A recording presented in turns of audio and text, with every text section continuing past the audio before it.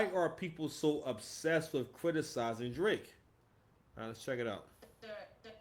Is he chasing the youth or trying? I do think that he is trying to connect with youth, emphasis on try, but at a certain point, I wonder, is he chasing the youth or trying to connect? Because we all know that people consume music differently. Because there is. You heard that shit? You heard her go, as if like she, and this is what I'm talking about. Delivery is so important. She said that whole thing as if it really made sense. We all know that what she's playing off of is this immature. How can I say it? Basically, when someone gets it in their mind that hey, I want to shit on you, all right, and this is this behavior that goes on with black folks, and again, this is one of the consequences of feminine leadership. Okay, you create a generation of people who are not accountable, right? Also, a generation of people who don't really care about honor, and if you don't care about honor, you can't have reputation, and then from there you gain a good reputation because you have high self awareness. High self awareness leads you to better choices, better social decisions, better interactions, and better long term decisions, right? And we don't really realize that, like, yo, when Angry Man said black people don't know how to love, I was like, God damn. But that's really African, and more so African American people. But then again, I don't know. You know what? Y'all non FBAs because y'all come from some rough ass places, so I don't know. Y'all got different ways. But anywho, but these kind of videos, it says so much about us because what the video is about is all right, we gotta find a way to shit on this person because she's referring to basically no one plays the game like him, bro. Mad people who know Drake talk about how this nigga is like a war general. Like because he's able to think years and years ahead. A lot of people are not able to make music that people are listening to that's brand new. A lot of people who are older artists, I'm gonna keep it a dollar with you. I want to hear your old shit. It's very few new people who have a newer album that was like out in the 90s that I want to listen to. I could think of like one person like Maxwell. Maxwell had an album he did in 2016 that I can play now. You understand? But I'm gonna let her finish. Chasing the youth or trying to I do think that he is trying to connect with youth, emphasis on try, but at a certain point I wonder, is he chasing the youth or trying to connect? Because we all know that people consume music differently now, people consume content differently now, and everything gets put under the umbrella of content. So I know that Drake is making a concerted effort to make content that resonates with different audiences, particularly the youth. So I do think that is admirable, especially for an artist at his level. But I don't know if it's genuine or if it's just manufactured virality. To me, this doesn't feel like a rollout that I'm particularly interested in because it feels like I have seen how the sausage is made and I know everything he's trying to do with this rollout. We all know Drake knows how to manipulate any medium. And I think his greatest feat is his curatorial skills rather than his creator skills.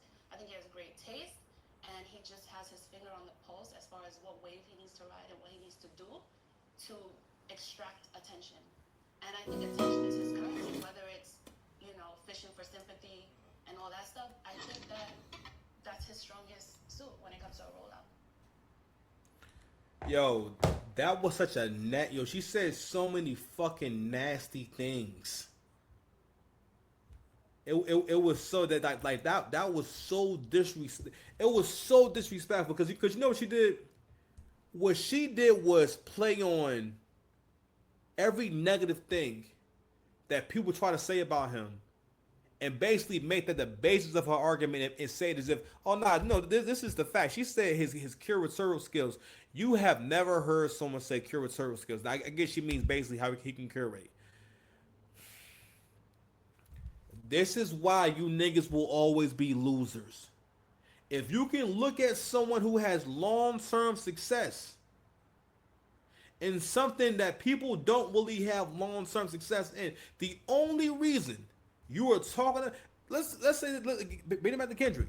One of the main reasons, nigga. Matter of fact, even with Pusha T. Pusha T having that brief beef with Drake, that was the best thing that ever happened to his career.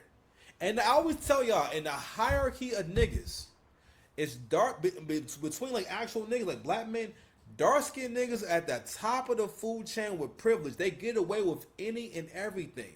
This nigga get to be a corny ass nigga, a fucking cornball, and y'all don't say shit because he's fashionable. And he talks street shit. I'm like, bro, get the fuck out of here, bro. They at Complex, they gonna ask this nigga what he think about the new Drake song. And I'm saying, like, oh nah, I don't like that. Who gives a fuck what nigga Pusha T is not good at music? The fuck, what? And things, I like the clips, but we not doing this, bro. This is important to talk about. Like that, like listen, the fact that Nadeska sat there and didn't give her no pushback on that crazy take. That was the nasty take. The first thing she said was, "Is he chasing the youth? What is he chasing the youth for? What do you mean by that?" And so what you just saw happen there, ladies and gentlemen, that's what being a winner is. When you, and it's going to happen to you in your social circles. When you become too good, when you start going up and whatnot, people will start feeling like they want to see you take a L. Like the other guy, he telling me the other day when it dawned on me, when I was having a back and forth with my child's mother, and I'm like, God damn, like why you talk to me like this? Like you know, when I was able to send more money and you had a man, it was all good, right? And once that wasn't going on, I'm like, we just started having these nasty exchange, like you getting super aggressive, super angry. I'm like, what the fuck? You know what I'm saying? And then the other day, you know, she brings this conversation to kind of get my goat. Mind you, we don't really talk on the phone like that. And then at one point she says, "What? You haven't had it in years." I'm like, God damn, I ain't had I was like, wow, coming from you, wow. You know what I mean? I hadn't had it in years, and then it dawned on me, like, oh, a lot of men don't roll, even in your relationship. Yo, your girl wants you to lose. And not only that, what you also saw in that clip with that girl was you also saw Western black women playing out their role as that agent of white supremacy. Because the way that she tore that man's legacy down to stretch this, to basically saying, this is why.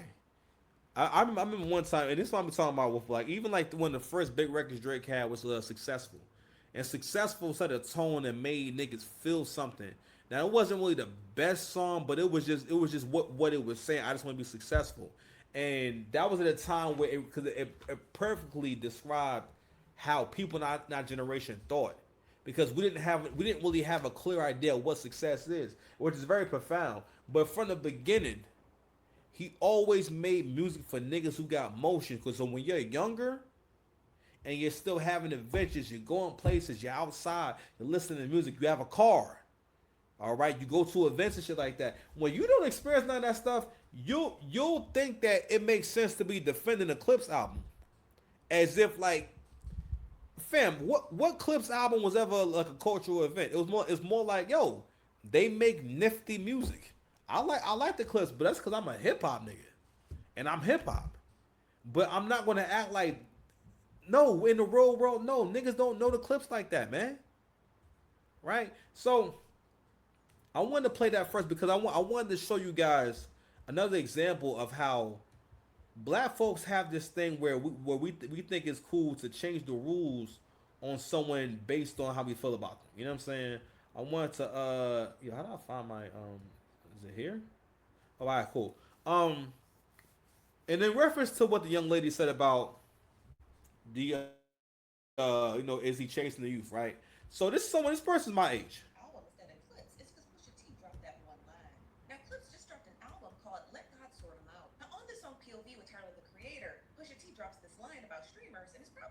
why you ain't heard none of them review this album. Try saying 60-day stars and 20-year thousandaires. So she's rapping the lyrics and whatnot. So actually, I'm gonna bring it back. Play Justin Bieber's album. Tyson not choosing to play Justin Bieber's album instead of Clips. It's because Pusha T dropped that one line. Now Clips just dropped an album called Let God Sort 'Em Out. Now on this song POV with Tyler the Creator, Pusha T drops this line about streamers, and it's probably the main reason why you ain't heard none of them review this album. Try saying 60.